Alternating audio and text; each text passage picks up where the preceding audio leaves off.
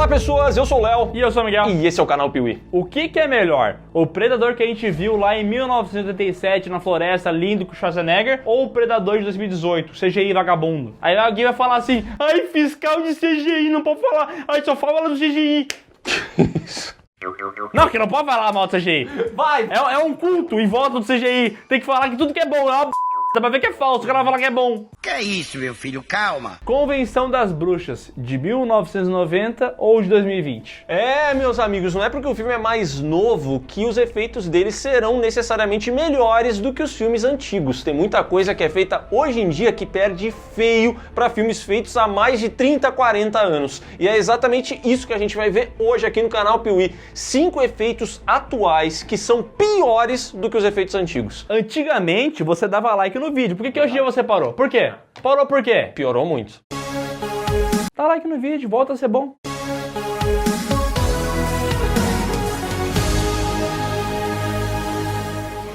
Nos anos 80 e 90, o pessoal pegou massinha de modelar, pegou cola quente e se divertiu, porque eles usavam e abusavam dos efeitos práticos. E lá a gente viu filmes maravilhosos que usaram isso, e um deles é o incrível Robocop, o policial do futuro, de 1987. E nessa história a gente acompanha o dilema do Alex Murphy, um policial que trabalha numa Detroit, num futuro distópico, onde o local parece o Rio de Janeiro de tão perigoso. O sistema é foda.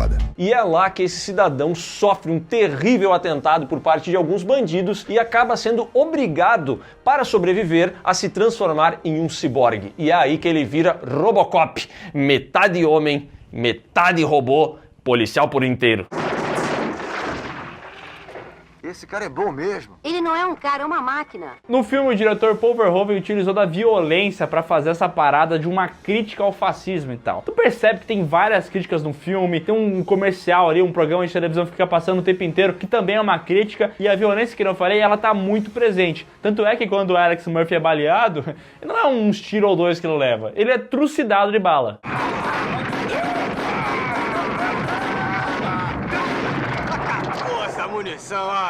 Além disso, tem a cena do ácido, que aparece um personagem que derreteu. Aí tem também a armadura dele, que é toda feita com efeitos práticos e tal. Quando ele tira aquela parte da frente e tu vê a costurinha que tem entre o robô e a pele dele, cara, isso é demais. Cara, isso é bom demais e é muito importante pro filme, que tem toda essa dualidade do cara tentar reviver o lado humano dele, se perder pra máquina. É uma briga entre o lado humano e o lado robô desse policial, entendeu? E aí, Robocop foi lançado, foi maravilhoso, eu amo esse filme de paixão, e 27 anos depois, Robocop ganhou um remake, conhecido como o Robocop do Padilha.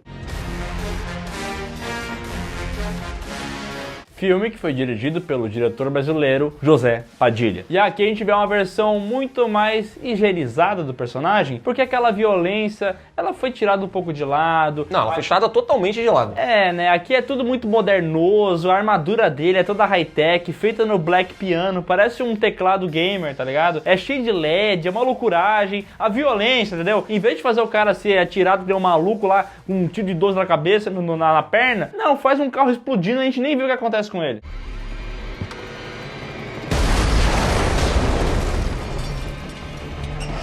É só isso. Cara, pra mim o que mais incomoda nesse filme é a ausência dessa parada mais grotesca no Robocop, entendeu? Esse filme aqui, de 2014, ele tem uma cena que é maravilhosa, que é o momento em que eles desmontam o Robocop e a gente vê as partes humanas dele, a gente vê o cérebro, a gente vê o pulmão dele e tal. E essa pegada seria incrível nesse filme, mas o pessoal optou por fazer isso. As máquinas todas mais limpas, que eu até entendo que seja uma reinterpretação da tecnologia, trazendo para os dias atuais, só que, cara, tudo feito com esse CGI, as batalhas de boneco, cara, um monte de boneco pulando.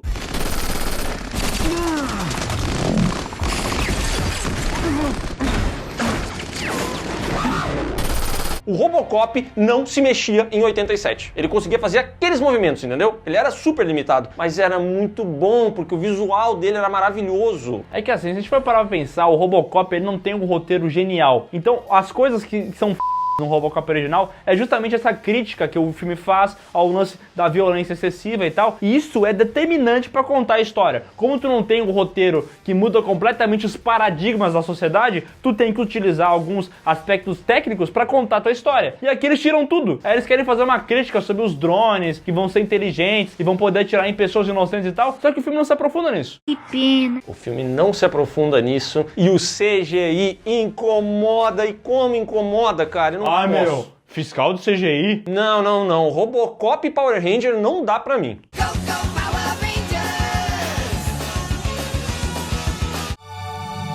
Já tô vendo que vai ter gente que vai falar assim, vocês estão falando de comparações entre efeito prático e CGI. E aí é claro que o efeito prático vai ser melhor por causa da textura e tal. Então agora a gente vai trazer CGI versus CGI. Homem de Ferro de 2008 contra Vingadores Ultimato de 2019. Cara, vou dizer uma coisa, quando o Homem de Ferro chegou em 2008, foi muito impressionante, foi muito divertido. Não é à toa que tanta gente se afeiçoou a esse personagem, que ele foi transformado no principal rosto do MCU. Porque esse filme, além de ser legal, ele tem esse personagem com um estilo e uma estética que foi incrível, entendeu? Para aquela época, porque a gente via o Homem de Ferro usando a sua armadura de CGI, que beleza, em muitos momentos era uma armadura prática, tinha as partes práticas, mas a gente via ele vestindo a armadura dele lá em 2008, e isso até hoje é muito legal. É muito legal porque por mais que seja algo extrapolado, que é uma armadura, que tem super força, que consegue voar, a gente olha e fala, cara, mas parece tão real que eu quase aceito isso tá na minha realidade. Porque eu sei como é que funciona uma máquina que monta carro, que pega e dobra chapa de ferro, porque eu já vi isso. Eu consigo traçar um paralelo e criar referências visuais de algo real. Agora, quando vai pro Vingadores Ultimato ou Vingadores Guerra Infinita 2018, eles fazem a safadice, a desgraçagem do efeito nanorobô.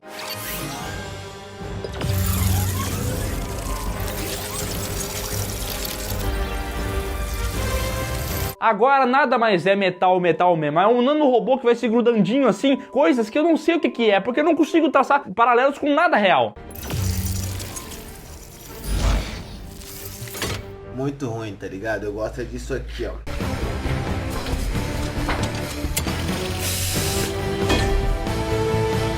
Cara, e a Marvel ficou viciada nesse esquema de armadura que vai se formando, vai criando tecnologia, entendeu? Do nada todo mundo tá com armadura e, cara, isso é muito ruim, isso é muito inferior ao que era feito em 2008, até porque não tem personalidade nenhuma, já que eles não usam isso só no Homem de Ferro, mas eles vão usar no Thor, eles vão usar também no Pantera Negra, que eles já usaram, e eles espalharam isso por todo o universo, porque é mais fácil. Eles vão utilizar no Homem-Aranha, eles vão fazer um Homem-Aranha.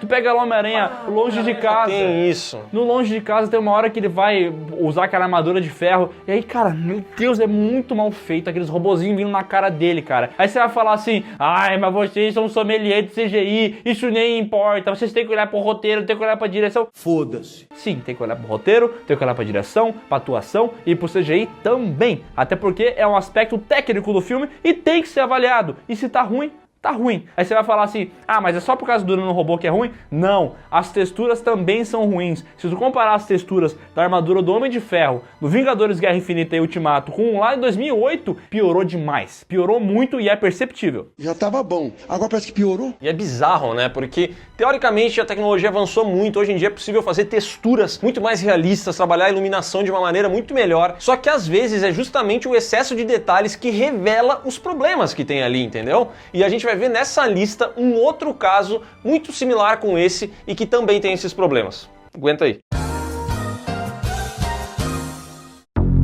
Bom, mas vamos voltar aqui para efeito prático versus CGI, porque a gente precisa falar disso, a gente já falou algumas vezes, mas quando tu olha os efeitos práticos de Enigma de Outro Mundo de 1982, do diretor John Carpenter, tu fica maluco da cabeça. Tu olha para aquele bicho e tu fala, é um alienígena mesmo. Ele tem aquela gosma realista, aquela textura bizarra, aquilo é real, mesmo não sendo da Terra. É muito forte, negócio impressionante. E esse filme tem um prequel que foi lançado em 2011 chamado A Coisa. Quase 30 anos depois foi lançado esse prequel. Então o que a gente espera? Pô, novamente seremos surpreendidos por um alienígena bizarro. Pô, 30 anos depois, pensa quanta coisa não dá pra fazer hoje em dia. E aí, cara, o que a gente recebeu foi um dos filmes que mais se prejudica por conta de efeitos especiais que eu já assisti em toda a minha vida. Esse filme aqui é tão ruim, o CGI dele, mas é tão ruim que ele anula qualquer possibilidade de você sentir tensão, entendeu? Ela acaba tudo nesse boneco.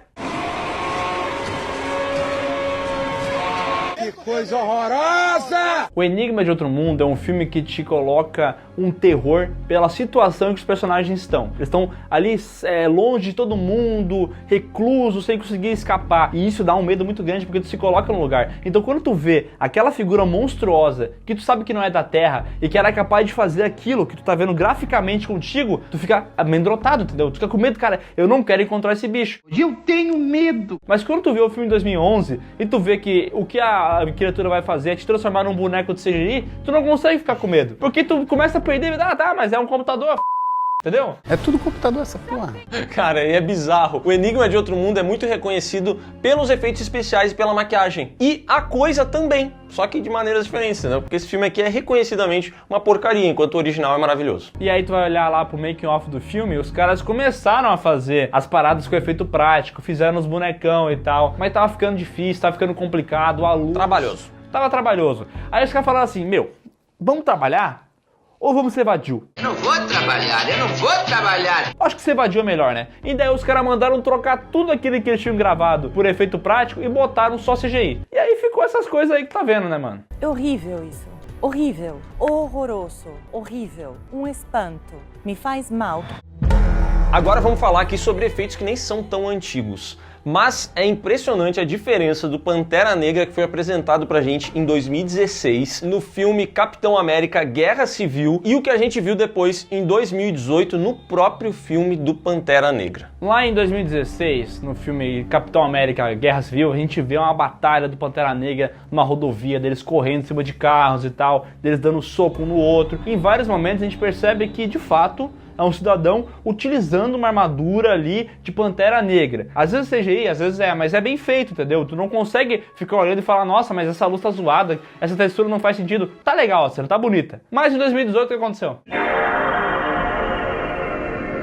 Em 2018, a Marvel utilizou muito menos efeitos práticos e muito mais CGI. Ah, mas é uma guerra de efeito prático contra CGI? Não, não é. É que no filme de 2016 tinha vários momentos, como o Pantera Negra num terraço, onde eles conseguem mesclar as duas coisas. Então eles têm lá um ator, ou eles utilizam a iluminação do ambiente, que é uma coisa que dá muita verdade pro CGI, ou então faz a gente pensar que é falso. E já no filme de 2018, eles precisaram enfrentar um momento que é derradeiro e é destruidor, que é o final do filme, quando os personagens começam a cair num local totalmente inexistente. Até teve a construção de um cenário daquele momento e tal, só que, cara, essa cena, ela tem tantas coisas que incomodam, que é impressionante, porque eles vivem ali movimentos que um ser humano não consegue fazer. Um herói também não consegue fazer. Eles dão uns saltos, eles giram em torno de poste, e são movimentos que nem uma câmera e nem personagem nenhum consegue fazer. Então, quando o filme decide que ele vai desafiar a física, é difícil a gente olhar aquilo ali e achar que é real. Ai, que boneco feio, acho que eu vou jogar você no fogo. Eu entendo o pessoal falar assim, obviamente um herói ele tem que ser no CGI, em batalhas e tal, porque ele está fazendo coisas sobre-humanas. Coisas que um ser humano comum com armadura não conseguiria fazer. Eu entendo isso. Mas tu precisa usar o CGI em todo momento. Se é um cara dando um soco no outro, tu não pode fazer o cara com a armadura de pantera dando um soco no outro. Tu tem que fazer até esse soco, que é um soco. É um soco, é isso aqui, ó. É isso aqui. Tu não consegue botar um cara na armadura pra fazer isso? É que quero evitar a fadiga. Cara, e o Pantera Negra de 2018, ele tem vários momentos em que eu penso assim, pô, precisava mesmo do CGI? O Killmonger, ele precisava, quando ele vai vestir a armadura dele, precisava pegar fogo na roupa que ele tava usando? Precisa desse efeito estúpido, pegando fogo na roupa do cara? Olha que coisa bem ridícula esse efeito, cara. Isso é muito ruim, velho. Desnecessário. Tanto é que a melhor batalha entre panteras negras desse filme aqui é justamente a batalha que eles são sem camisa. Exatamente. Brigando no laguinho, porque daí não tem o que fazer, entendeu? Aí tem que ser os caras mesmo brigando.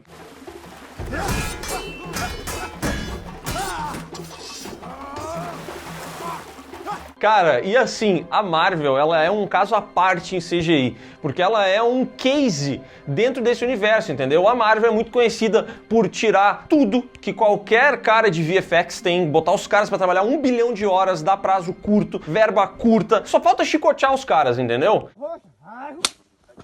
Então, daria pra gente fazer um vídeo inteiro só falando dos casos da Marvel, porque é muito impressionante a oscilação que eles têm e que muitas vezes é fruto disso. É fruto do cara ter prazo, o cara não ter prazo. Ou então, pô, vai ser muito difícil a gente levar 2 atores aqui pra gravar. Então, vamos passar pro nosso amigão do VFX e ele se vira fazendo tudo em computação. Cara, que você se E isso acontece porque os caras estão lançando uma produção atrás da outra. Recentemente ficou muito popular esse bagulho do sommelier de CGI, do cara que fica sendo fiscal de CGI, porque eles vão lá e lançam um trailer da Mulher Hulk e tá aquele boneco do The Sims.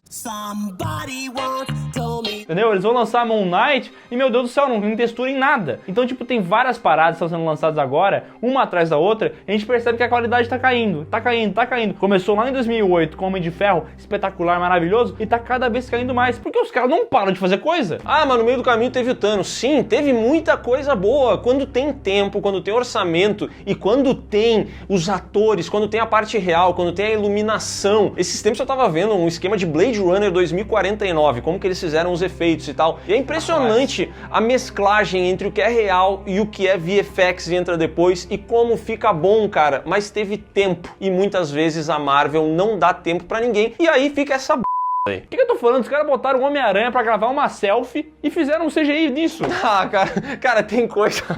Cara, vou dizer, a pior cena que tem CGI é aquela que não precisava ter CGI. Esses são os piores casos, cara. Porque às vezes não tem necessidade, entendeu? É mais fácil passar pro Miguelzinho, pro Leozinho que estão no computador? É mais fácil. Mas, pô, a gente podia aumentar esse prazo de entrega em 2 semanas pra gravar, né? Seria tão mais legal. Pelo amor de Deus. Porra, pelo amor de Deus, eu não consigo. E pra fechar essa lista, vamos trazer aqui 2 filmes feitos pelo mesmo artista em épocas muito diferentes. A gente tá falando de Um Lobisomem Americano em Londres, de 1981, dirigido pelo John Landis, que tem o Rick Baker na parte de maquiagem, e é o filme que nos apresenta, provavelmente, a melhor transformação que a gente já viu de um homem em um lobisomem.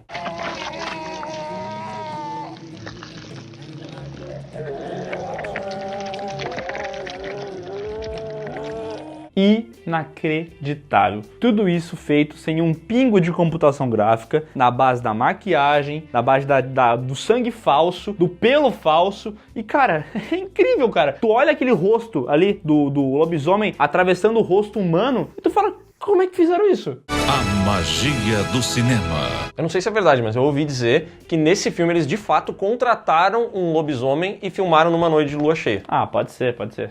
Ah, bom, então assim sim. 29 anos depois, no filme Wolfman, a gente vê o querido Benício Del Toro. Dessa vez, o homem que é quase um lobisomem sem virar lobisomem, que ele tem essa cara de cachorro, ele vira lobisomem no filme. E a transformação, como é que é?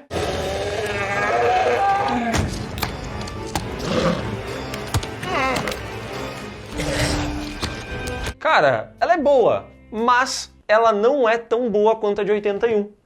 E aí a gente se pergunta, pô, como isso pode acontecer? É o Rick Baker, a tecnologia, o mundo andou quase 30 anos, as coisas evoluíram, entendeu? Esse homem ganhou 7 Oscars de melhor maquiagem. Esse cara é tipo assim, a referência máxima nesse assunto. Como ele pode ter feito algo inferior tanto tempo depois? E lá vamos nós. Bem, ai meu Deus do céu, Rick Baker falou que ele fez a parada inteira, várias cenas, próteses que ele utilizou, tecnologias que evoluíram, ele fez a parada inteira. Só que na hora da pós-produção, o pessoal achou que era prudente cortar algumas dessas cenas que ele fez e substituir por CGI. Então eles utilizam várias cenas que tem o trabalho do Rick Baker, só que outras eles mudaram pro bonecão lá que eles fizeram. E aí eu me pergunto, cara, por quê? Por que faz isso comigo, Deus? Cara, e é bizarro, assim, porque não é ruim. Tanto que o Rick Baker ganhou um Oscar pelo filme de 81 e outro Oscar por esse filme aqui. Gente, é bom. A gente não tá falando que é ruim, nada disso. A gente só tá falando que é pior do que o original. É, o original é melhor, cara. E é muito bizarro, porque o Rick Baker deu uma declaração na qual ele falou que, pô, ele achou chato, entendeu? Ele ficou desconfortável por ter feito tudo aquilo e no filme ter notado que boa parte do trabalho dele, apesar de ter rendido um Oscar, foi cortado. E o Rick Baker falou assim, mas talvez isso aqui que eu fiz em 2010 seja o mais próximo que dê pra chegar de um filme clássico nos dias de hoje. Que ele falou, tipo, pô, cara, hoje o meu trabalho acaba sendo muitas vezes substituído por CGI. Eu não estou suportando mais. E isso é muito bizarro, cara, a gente pensar como a indústria mudou, entendeu? E como esse cara, que é, pô, um profissional extremamente renomado, que já fez obras icônicas, várias delas, fez MIB nesses tempos, que também tem muita gente que adora, como agora em 2010 o trabalho dele acaba sendo descartado e trocado por CGI. Uma mácula, uma tristeza, eu até acho que eu vou chorar. Choro falso! Então é isso, pessoal. Se você odeia o CGI, comenta aqui embaixo. Se você acha que ele é maravilhoso, comenta também. Dá a sua opinião aqui. Lembrando, o canal Piuí é de Léo e Miguel. As opiniões são de Léo e Miguel, então é isso que vai acontecer, entendeu? Se você não concorda, não tem problema. Pode deixar sua opinião aqui e em breve a gente vai fazer um vídeo falando também sobre efeitos atuais que são melhores do que os antigos, porque isso também existe. A gente não é inimigo do CGI. Tem muitas vezes em que o CGI vem pro bem e a gente vai mostrar isso. Até lá você pode ir nas nossas redes sociais e ouvir o PeeWeeCast no link que tá aqui na descrição. Vamos fazer um podcast sobre CGI? Já tem um podcast sobre CGI, clica aqui pra ouvir. Não tem.